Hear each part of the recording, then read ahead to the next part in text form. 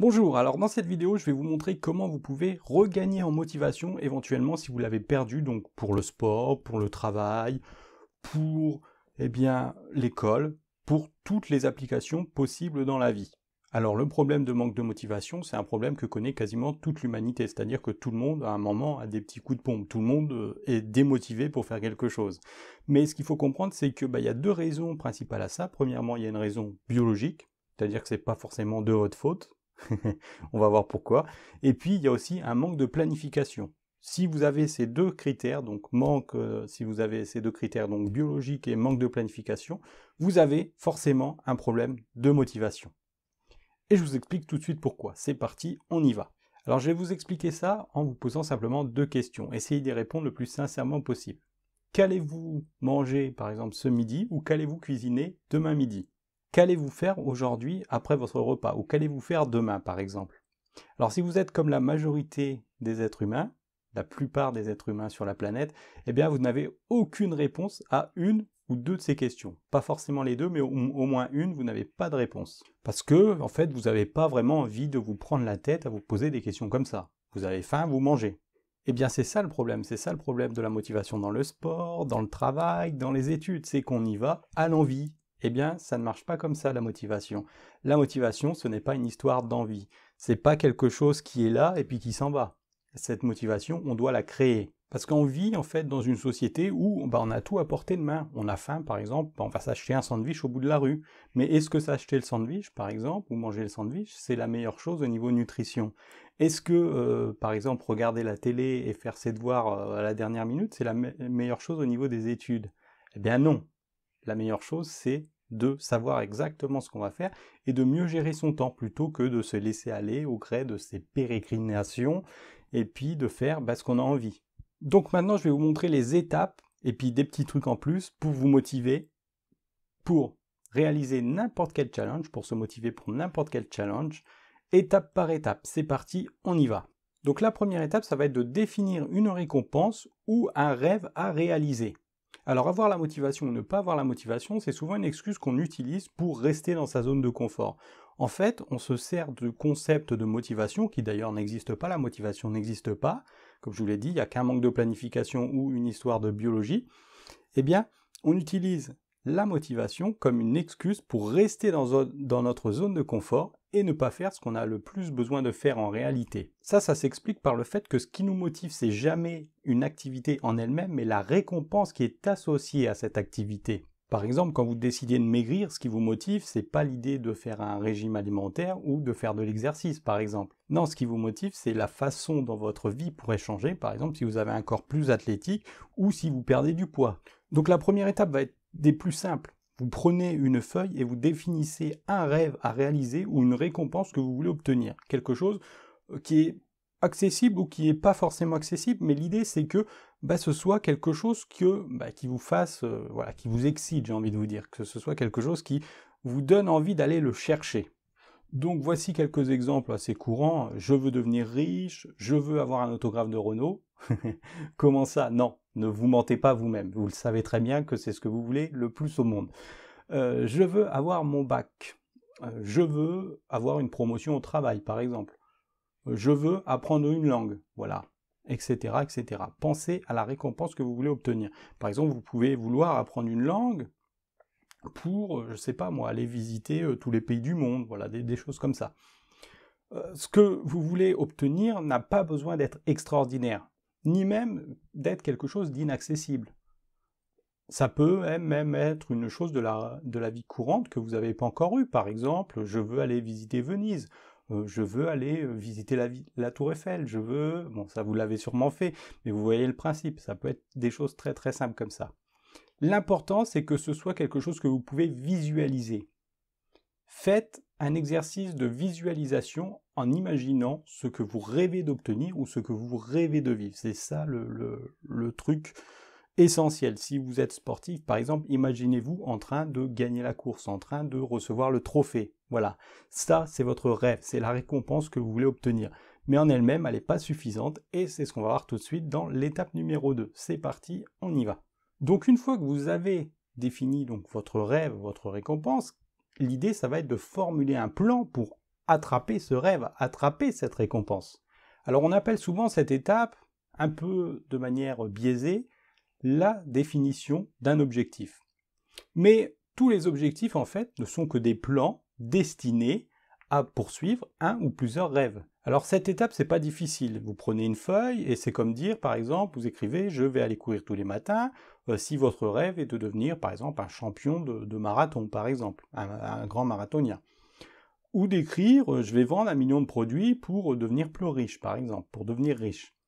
Ou encore « je vais bûcher pendant 3 mois pour réussir mon bac ». Ça, c'est votre plan. Alors, il ne m'appartient pas de vous dire que c'est un bon plan ou c'est pas un bon plan. En fait, il n'y a pas de mauvais plan. À partir du moment où on est en action, on va progresser vers notre objectif.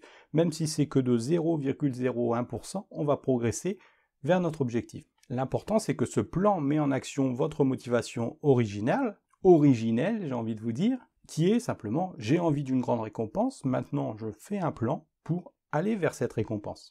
Et ce plan va vous servir de base de travail pour mettre en place l'étape 3 qu'on va voir tout de suite. C'est parti, on y va. Alors l'étape 3, c'est d'identifier les compétences clés nécessaires à l'atteinte d'un objectif ou à la réussite de son plan, si vous préférez. Donc contrairement à l'étape de la formulation d'un plan, cette étape elle est très importante parce que c'est l'une de celles qui va vous demander le plus de temps à mettre en application. On va pas l'identifier, mais on va voir travailler sur ces compétences clés ensuite. C'est ça qui va vous demander le plus de temps. Donc c'est aussi parce qu'elle est presque jamais faite que la plupart des gens connaissent une baisse de motivation avant de totalement perdre la motivation. Ce que vous devez comprendre à ce stade, c'est que le cerveau humain, c'est comme un drogué qu'il est impossible de sevrer. Il est impossible de sortir le cerveau humain, donc là on est dans l'aspect biologique de sa dépendance. Le cerveau humain, il passe son temps à vouloir s'envoyer donc ce qu'on appelle de la dopamine, des shoots de dopamine. Il veut créer des shoots de dopamine. C'est un peu le même effet que vous avez quand vous mangez des bonbons. Les bonbons, vous mangez du sucre. Et le cerveau, il est bien parce que ça sécrète comme ça des doses de dopamine. Et donc, lui, il est content. Eh bien, le problème de la motivation, quand on se dit « je veux être motivé », c'est un peu la même chose. Parce qu'on est motivé quand on fait des activités qui nous libère de la dopamine comme ça, mais on perd la motivation dès que l'activité commence à être un petit peu plus difficile. Vous voyez, par exemple, si vous mangez des bonbons au réglisse, moi je déteste les bonbons au réglisse, par exemple, j'ai pas envie de manger des bonbons. Et bien c'est un peu la même chose quand vous, dans n'importe quelle activité, n'importe quel challenge dans lequel vous allez vous lancer. Et on a tendance à penser qu'être motivé au quotidien, finalement, ça dépend juste de notre volonté. Non, ça dépend pas juste de notre volonté. En fait, on a totalement tort. Parce que chercher à être motivé par la volonté, premièrement, ça n'aide pas à augmenter le niveau de motivation. Et puis, ça ne maintient pas non plus la motivation. Ça ne change rien. Vous pouvez dire « je vais être motivé, je vais être motivé, je vais être motivé, je vais être motivé ». Ça ne fonctionnera pas pour autant. On a tendance à penser, à mettre en avant vraiment haut le mental, mais le mental, finalement, il n'est pas si puissant que ça. La réalité, c'est que notre cerveau, il n'a aucune capacité d'autodétermination dépassant une journée. Vous pouvez être super, allez on va dire 3 jours pour être gentil, vous pouvez être super motivé pendant 3 jours, une semaine, mais après quand les choses deviennent dures, voilà, vous perdez la motivation. Oui ou non? Oui, hein. Vous connaissez ça très bien, vous êtes hyper motivé, vous sortez par exemple d'une conférence de développement personnel, vous avez envie de bouffer du lion pendant une semaine, et puis vous vous rendez compte que la semaine d'après, hop, petit à petit, hop, vous commencez à vous éloigner de votre objectif, de votre challenge, et puis finalement vous revenez au même point, parce que vous posez trop d'espérance sur votre force mentale, alors que la force mentale à elle seule ne suffit pas pour rester motivé. Alors je vous ai fait une petite image, voilà à quoi pense votre cerveau toutes les minutes. Voilà, pour vous montrer vraiment son côté junkie. Pour votre cerveau, être motivé pour apprendre ou pour faire du sport, c'est pas qu'une question de volonté, mais c'est une question de libération de dopamine. C'est quand une activité vous procure cette dose de dopamine que vous êtes content de la faire en fait, que vous êtes motivé à la faire. Et la libération de dopamine, c'est l'un des mécanismes de survie qui est en nous, c'est-à-dire que, en fait, notre esprit veut des récompenses faciles à obtenir et qui demandent rien de trop compliqué finalement pour les obtenir. C'est par ce même mécanisme, par exemple, que les chiens vont manger tout ce qu'ils trouvent. Ils vont le faire parce qu'ils ont une source de nourriture à portée de main. Comme nous, on va manger plus facilement des bonbons ou des chips ou ce que vous voulez, parce que finalement c'est facile à faire et puis ça nous apporte ce plaisir.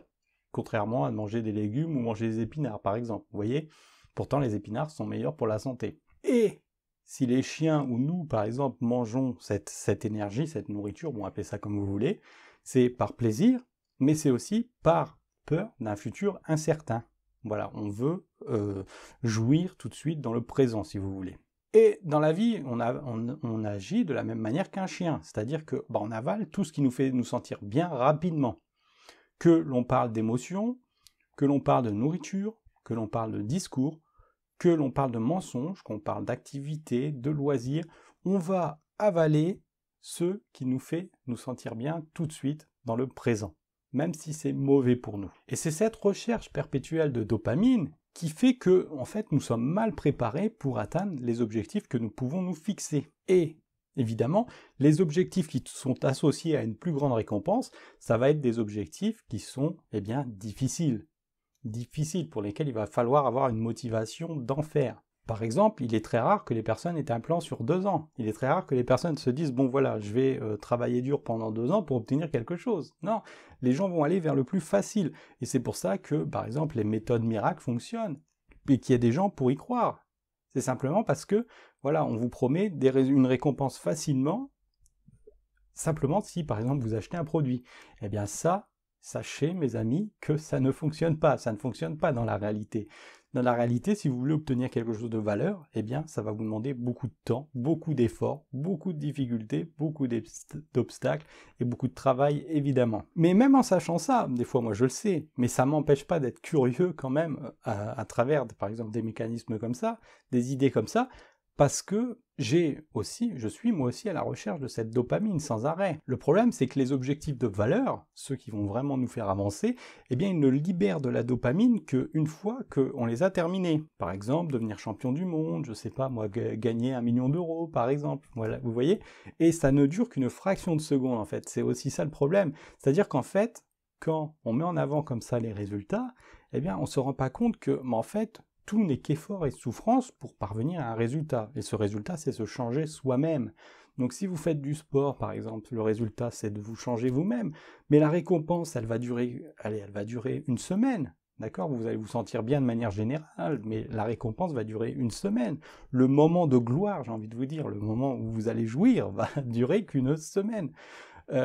C'est pareil, si vous devenez champion du monde, c'est pareil. Si vous êtes dans si vous faites vos études, par exemple, le moment où vous allez recevoir votre certificat, c'est simplement ce moment-là qui va vous permettre de jouir. Tout le reste, c'est du travail et des efforts. Et c'est quand finalement, quand on rencontre des difficultés que notre cerveau n'avait pas imaginées, par exemple, qu'on commence à perdre notre niveau de motivation, que notre niveau de motivation commence à baisser. Parce que ces obstacles répétitifs, qu'est-ce qu'ils vont faire? Quand vous commencez un truc, vous êtes super enthousiaste, et d'un coup, hop, vous rencontrez des difficultés, vous en avez marre, c'est frustrant, c'est agaçant. Eh bien, notre cerveau va commencer à vouloir moins souffrir et s'orienter vers des activités plus confortables. Des activités qui vont libérer notre dopamine adorée.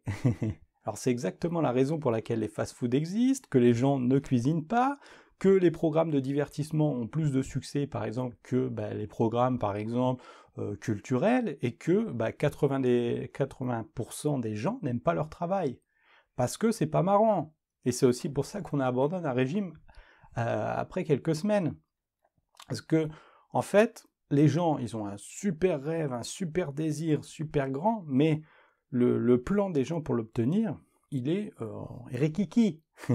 Il est rikiki, les gens ne pensent pas à long terme, ils n'ont pas de planification à long terme. Ils veulent du court terme et du résultat rapidement. Et en fait, on n'abandonne jamais un objectif parce que c'est difficile à accomplir. Tout est facile à accomplir, j'ai envie de vous dire. Ce qui nous empêche d'accomplir notre objectif et nous démotive, c'est plutôt que l'activité ne va pas libérer de dopamine assez rapidement. Par exemple, on va préférer manger un plat préparé à la place de le cuisiner pendant 3 heures, ce qui est tout à fait logique, vous me direz. Ben non, c'est pas logique. C'est logique dans le sens où votre cerveau réclame de la dopamine. Mais en matière d'objectif, qu'est-ce qui vous empêche de cuisiner pendant 3 heures? Ben rien. Vous ressentez pas la progression dans votre objectif, ça aussi c'est un frein finalement à la motivation, parce que vous voyez pas en fait vos ventes de vos produits évoluer par exemple. Vous n'utilisez pas votre énergie de la bonne façon, ça c'est la troisième chose, c'est-à-dire que vous travaillez que les matières où vous êtes fort uniquement. Ça vous le savez, vous l'avez déjà expérimenté dans vos études, dans votre travail, il y a des choses que vous préférez faire, mais finalement c'est les choses que vous n'aimez pas faire, que vous avez besoin de faire pour progresser dans votre discipline. Alors l'origine de vos problèmes de motivation, c'est probablement un concentré de tout ça. C'est-à-dire qu'il y a de fortes chances que motivé par l'envie d'obtenir une récompense, vous vous lanciez à la recherche donc d'une récompense avec un plan en tête. Mais que ce plan ne comporte qu'une seule action décisive pour remporter la victoire. Autrement dit, c'est comme si vous vouliez être champion de tennis et que votre seul plan pour gagner, ça soit de battre vos adversaires uniquement grâce à votre service. Voilà, de battre tous vos adversaires en faisant des aces par exemple. Et le truc, c'est que ceux qui maîtrisent toutes les autres compétences clés de cette discipline, eh bien ils vont vous massacrer. Parce que vous n'avez que votre service et vous n'êtes pas tout le temps premier à engager le service. Donc vous ne pouvez pas gagner de cette manière. Et c'est l'attitude que nous avons dans la vie, c'est-à-dire que nous nous disons « Ok, je vais aller courir ou faire de l'activité physique tous les matins pour perdre du poids. » Alors en soi, c'est une bonne stratégie, ça fait partie des choses nécessaires pour perdre du poids. Mais ça ne va pas fonctionner, parce qu'il n'y a pas que ça. On peut se dire aussi « Je vais aller me motiver à apprendre à bûcher pendant 3 mois pour avoir mon bac. » Bien, ça aussi c'est bien, le plan est bien. Mais il n'est pas suffisant à lui seul. On peut se dire aussi, je vais lire des livres pour apprendre l'anglais. Bien, mais le problème c'est que pour apprendre l'anglais, il faut parler aussi l'anglais. D'accord? Il ne faut pas juste lire les mots. Il faut aussi apprendre à écouter l'anglais. Je vous montre ça dans quelques instants.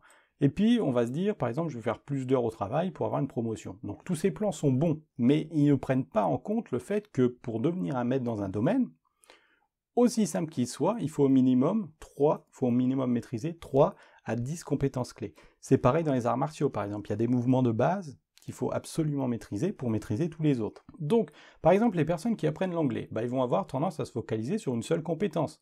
Et ils vont avoir des mois sans grande progression. Alors que s'ils prenaient simplement un papier et un crayon pendant 5 minutes et se demandaient « Ok, de quoi ai-je besoin pour parler anglais ?» ils changeraient littéralement le niveau de progrès possible qu'ils pourraient faire pour avancer vers l'objectif qu'ils se sont fixés, vers la récompense qu'ils cherchent à atteindre. Donc par exemple, pour apprendre l'anglais, vous avez simplement besoin d'apprendre les règles de grammaire, les règles de conjugaison, d'écouter de l'anglais, de lire de l'anglais, de parler en anglais et d'écrire en anglais. Donc vous voyez, c'est des choses très très simples. En soi, c'est des choses très très simples, mais ça va demander beaucoup de travail, vous imaginez bien. Pour écouter de l'anglais, déjà, il va falloir s'immerger dans beaucoup d'anglais. Il va falloir, lire de l'anglais. Et il va falloir parler anglais. Il va falloir apprendre du vocabulaire. Donc le vocabulaire, vous l'obtiendrez, par exemple, avec l'idée de lire de l'anglais. Et c'est tout. Vous avez besoin de rien d'autre pour maîtriser une langue. Pour chaque domaine que vous voulez maîtriser, posez-vous toujours simplement cette question. Quelles sont les compétences clés dont j'ai besoin pour faire l'action principale? Vous pouvez le faire pour la cuisine, pour toutes les activités sportives, pour les choses à faire chez vous, pour votre progression professionnelle. Identifier simplement les compétences clés nécessaires à la maîtrise d'un domaine ou d'une discipline, c'est la première étape concrète pour reprendre le contrôle de votre motivation. On passe maintenant à l'étape numéro 4, c'est parti. Alors l'étape numéro 4, c'est de prendre les compétences clés que vous aurez définies à l'étape précédente et vous allez vous donner une note honnête sur ces compétences clés. Alors ici, votre mission, elle est extrêmement simple, c'est-à-dire que vous allez prendre votre liste de compétences clés à maîtriser et vous allez vous mettre une note de 1 à 10 sur ces compétences clés. Voici par exemple ce que ça peut donner pour mon niveau d'anglais. Alors c'est un exercice tout simple qui vous permet d'identifier vos points faibles et vos points forts, et grâce à lui, vous pourrez savoir exactement sur quoi vous devez insister pour progresser. Et vous pouvez laisser les compétences où vous êtes le plus fort de côté, pour mieux concentrer votre énergie sur ce qui compte dans votre progression. Votre progression étant synonyme de récompense pour votre cerveau, ça va être un élément clé pour garder votre motivation et atteindre votre but. D'accord? Donc si par exemple vous avez le niveau 0 je sais pas moi par exemple, dans les exercices pratiques, faites des exercices pratiques. Vous progresserez forcément dans ce niveau-là. Si vous êtes déjà très bon, par exemple, vous êtes très bon dans le vocabulaire, est-ce que vous avez vraiment besoin de continuer à apprendre du vocabulaire? Probablement non. Vous allez en apprendre naturellement avec les autres domaines. Voilà, l'idée c'est de chercher vraiment un équilibre dans les domaines clés qui sont liés à votre domaine. Faites ce que vous n'aimez pas. C'est le titre de mon livre, hein. Faites ce que vous n'aimez pas. Si vous connaissez vraiment Alors, il faut trouver le bon sens. Voilà, je vous le montre. Si vous ne connaissez pas ce livre, c'est un livre de développement personnel qui va vous permettre de renforcer votre état d'esprit et qui va vous permettre d'accomplir tous les challenges que vous pouvez vous lancer. Voilà, c'est vraiment un livre de développement personnel comme vous n'en avez jamais vu. Alors ça, c'est un peu marketing, je suis d'accord avec vous. Simplement, ça va à l'encontre de la philosophie de développement personnel que vous avez entendue jusqu'à maintenant. C'est-à-dire que on voit beaucoup de gens qui parlent, on voit beaucoup de paroles d'encouragement, mais ça, c'est la réalité, ça, c'est la vérité. C'est-à-dire que il faut travailler dur, finalement, pour obtenir ce qu'on veut. Mais ce livre, ce n'est pas que ça va vous aider à développer l'état d'esprit d'un guerrier. Voilà, d'un guerrier pour relever tous les défis qui vont se présenter à vous. Donc voilà, lisez-le, c'est tout. Voilà, bon, c'était ma petite promotion, voilà. Vous pouvez trouver ça sur Amazon, je vous montre comment faire, voilà, sur la vidéo, et puis, le reste, c'est à vous de jouer. Voilà, donc on continue cette vidéo, et maintenant, on va passer à l'étape numéro 5, c'est parti, on y va. Alors, maintenant qu'on a identifié, donc, la récompense qu'on veut, on a identifié un plan pour l'obtenir, on a défini les compétences clés nécessaires à la réalisation de ce plan, on a donné une note à ces compétences, on s'est donné une note sur ces compétences clés, et bien maintenant, ce qu'on va faire, c'est qu'on va définir des exercices pratiques simples pour progresser dans ces compétences clés-là et augmenter finalement sa motivation. Donc maintenant vous connaissez vos points forts, vos points faibles, il est temps d'imaginer des petits exercices pratiques pour combler vos faiblesses. Donc ces exercices pratiques qui vous aident à trouver comment se motiver et tout déchirer. Comme mon livre d'ailleurs. Mais pas de la façon dont vous l'imaginez. C'est-à-dire que vous n'allez pas vous imposer par exemple 4 heures de maths si vous êtes nul en maths. Ça ne sert à rien, ça va juste vous dégoûter. Non, ce que vous allez faire, c'est prendre les compétences clés de votre domaine et pour chacune d'elles, vous allez par exemple inventer un exercice très simple, réalisable sur une durée de 30 minutes maximum par exercice. Par exemple, pour apprendre une langue, vous pouvez apprendre 5 nouveaux mots de vocabulaire par jour. Facile! Me dites pas que c'est dur, hein. Et vous imaginez 5 mots de vocabulaire par jour, ça fait 150, au moins 150, ça fait plus de 150 parfois, au moins 150 par mois. Vous pouvez écouter 8 minutes d'anglais, pareil, 8 minutes d'anglais sur 30 jours, vous imaginez. Vous pouvez lire 5 pages d'un livre en anglais, ça aussi c'est facile à faire. Vous pouvez enregistrer 10 phrases en anglais. Voilà, ça c'est pour travailler votre prononciation et donc finalement votre anglais parlé. Voilà, il faudra quelqu'un pour vérifier quand même, hein. Donc vous pouvez trouver ça sur des sites où il y a des tuteurs en ligne, par exemple, ou simplement, vous avez un ami anglais, vous lui demandez de vous corriger, voilà, pour avoir le feedback. Vous pouvez écrire aussi 3 paragraphes en anglais pour travailler l'expression écrite. Voilà, aussi simple que ça. Donc, si ça vous paraît ridicule comme exercice, si ça vous paraît facile comme exercice, c'est très bien, parce que c'est des exercices que vous allez pouvoir faire. Alors, vous pouvez faire ça dans n'importe quel domaine. Par exemple, dans l'exercice, vous rajoutez des répétitions. Voilà, par exemple, dans la musculation, vous rajoutez des répétitions, ou des minutes dans le sport, par exemple. Si ça vous paraît ridicule, vous multipliez ça par 365 jours, et ça vous fait, par exemple, en anglais, 1825 mots appris, ce qui est pas mal. Je suis pas sûr qu'il y ait beaucoup de monde qui connaissent 1825 mots en anglais en France. Il y en a, bien sûr, mais pas tant que ça. Ça vous fait 2920 minutes écoutées en anglais. Ça vous fait 1825 pages lues. Ça vous fait 3650 phrases parlées. Et ça vous fait 1095 paragraphes écrits. C'est quand même pas mal du tout, hein, pour un an. Donc vous projetez ça sur 3 ans et vous avez, là vous maîtrisez l'anglais, c'est sûr. Alors bien sûr, ces exercices sont à ajuster en fonction de vos progrès pour concentrer l'énergie où vous en avez le plus besoin, mais ce qui est essentiel de comprendre ici, c'est que vous pouvez atteindre n'importe quel objectif si vous allez les aborder de manière intelligente. C'est-à-dire si vous n'allez pas tout de suite à l'action, mais vous prenez une bonne demi-heure pour étudier un petit peu comment vous allez atteindre cet objectif et cette récompense en particulier. Alors vous pouvez même poursuivre plusieurs objectifs à la fois, ce que je ne recommande pas forcément parce que en fait vous allez cramer toutes vos ressources énergétiques et mentales si vous n'avez pas vraiment l'habitude de faire ça. Voilà. Et logiquement vous allez perdre votre motivation. Si vous êtes trop dispersé, pas assez focalisé, vous allez perdre votre motivation. Alors bien sûr, si vous avez plusieurs objectifs, faites ça, mais je vous conseille vraiment de ne pas poursuivre plus de 3 objectifs en même temps, parce qu'après ça devient vraiment compliqué, quoi. Il faut une planification de fou. Ce qui est important en fait, c'est que les exercices soient courts, et que votre cerveau n'ait pas le temps de même penser à l'idée d'abandonner pour quelque chose de plus agréable, pour une activité qui va libérer de la dopamine.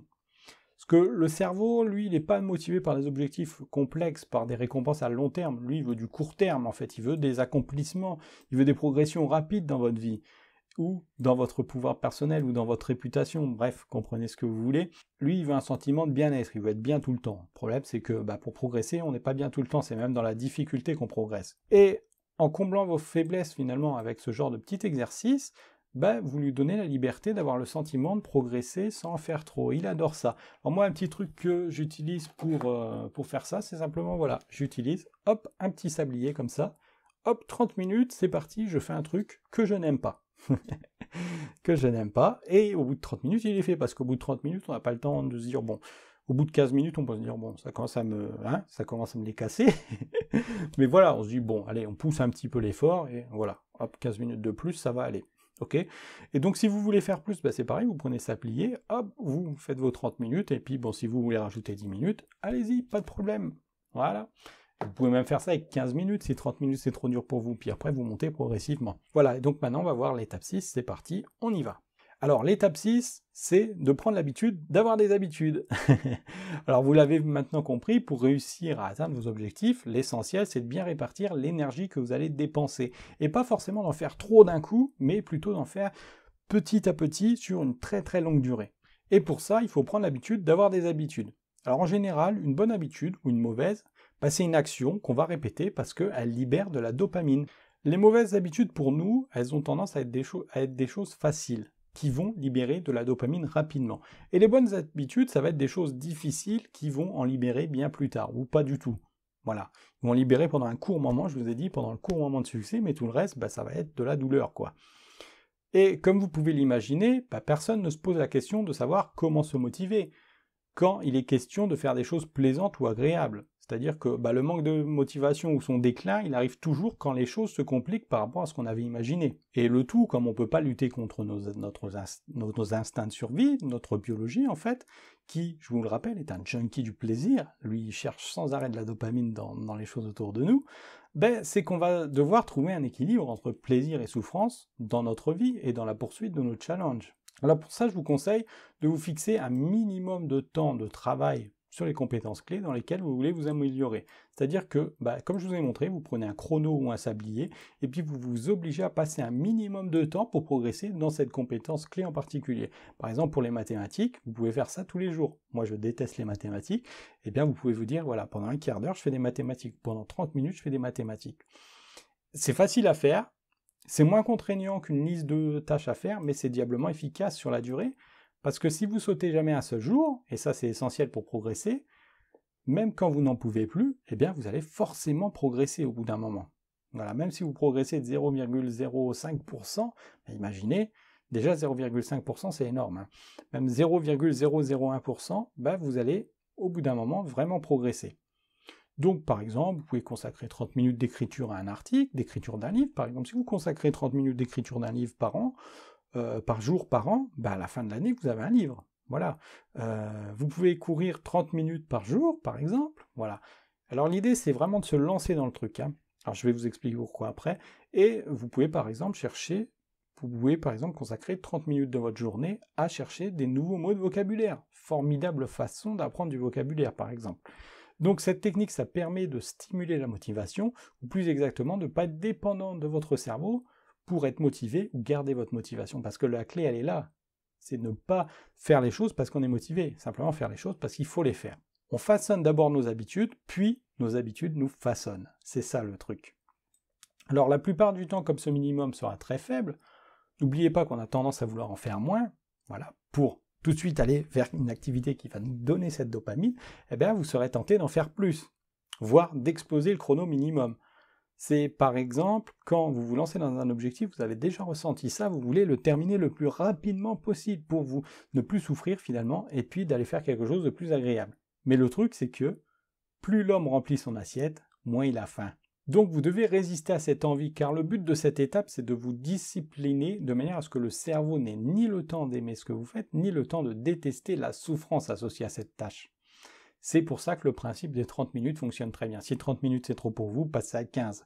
Si 30 c'est pas assez, passez à 1 heure. Mais je vous garantis que déjà 30 minutes, vous allez être bien, ça va bien vous retourner le cerveau.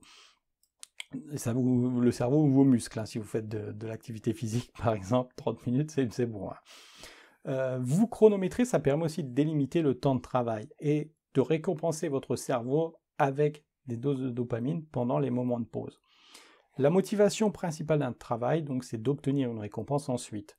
Donc, donner de petites récompenses au cerveau, histoire de le tromper, et à l'image du conditionnement d'un chien, qu'il associe l'habitude d'obéir à l'idée d'obtenir une récompense. Alors, si vous n'avez pas compris ce que je viens de vous dire, en fait, c'est très simple.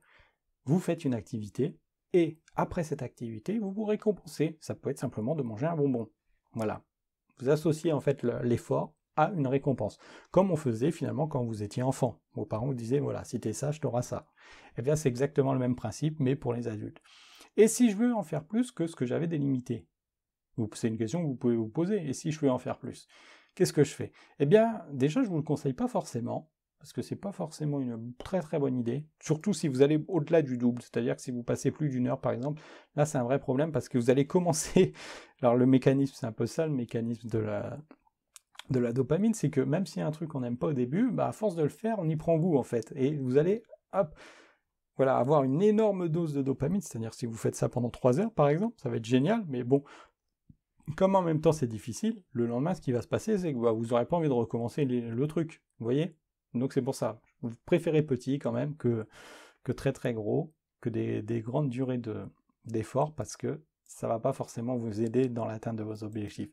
Donc si malgré tout vous voulez faire, augmentez simplement de quelques minutes la durée de votre travail, et fixez-vous comme ça, comme une nouvelle limite pour le lendemain. Par exemple, si vous passez à 35 minutes, aucun problème. Si vous passez à 40 minutes, aucun problème. Après, rien ne vous empêche donc de rajouter quelques minutes, mais n'allez pas trop loin. Donc attention, je vous le rappelle encore, ce qui compte pour accomplir un objectif, c'est pas l'effort fourni sur les exercices pratiques, mais la régularité avec laquelle vous les faites. Ça sert à rien, par exemple, de faire de la musculation pendant 2 heures tous les jours, et puis d'être complètement broyé le lendemain pour ne plus pouvoir rien porter, ne plus avoir rien envie de porter, alors le lendemain ou le jour d'après, parce qu'on met un jour de récupération en principe. Donc voilà, allez-y doucement, progressez doucement. Vous n'avez pas encore ce niveau, par exemple, de passer 1 heure à faire quelque chose. Donc allez-y doucement, vous allez progresser petit à petit. Faire des exercices tous les jours pendant votre entraînement, c'est ça qui fera de vous un champion. Alors je ne l'ai pas dit, mais si vous en doutez déjà, les exercices pour progresser sont à faire absolument et à terminer quasiment chaque jour. Je dis quasiment parce que vous pouvez avoir un empêchement, mais ne laissez pas plus de 2 ou 3 empêchements entre vos séances. Et faites en sorte de jamais déroger à cette règle. N'oubliez pas non plus qu'en travaillant sur plusieurs de vos points faibles à la fois, vous aurez bien assez de travail comme ça.